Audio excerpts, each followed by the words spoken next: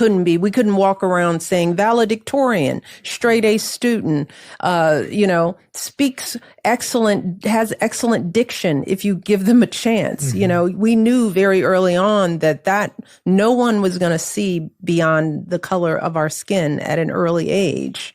And that could get you in trouble. Yeah. I mean, when you talk about that fear, I'm sure that fear has been tested across your life in so many different places. And I wonder, what would you say has been the most hardest recent test of that fear? Because it's not one of those fears that you kind of get over and it just goes away.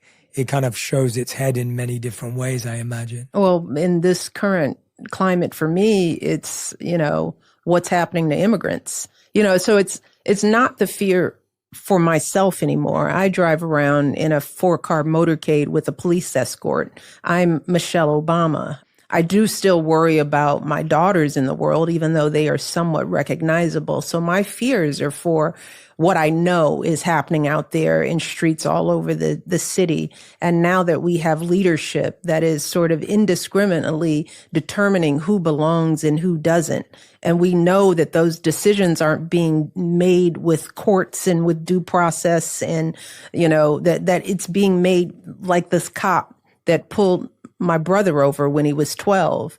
You don't look like somebody that belongs. I can determine just by looking at you that you're a good person or you're not a good person. And knowing that there's so much bias and so much racism and so much ignorance that fuels those kind of choices, I worry for people of color all over this country.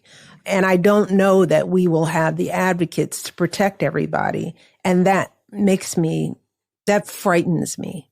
It keeps me up at night. And I know that and I see that when I'm driving around LA, I'm just looking in the faces of folks who could be victim. And I'm wondering, how are you feeling? How do you feel standing on the bus stop? How do you feel comfortable going to work, going to school, when you know that there could be people out here judging you and who could upend your life in a second?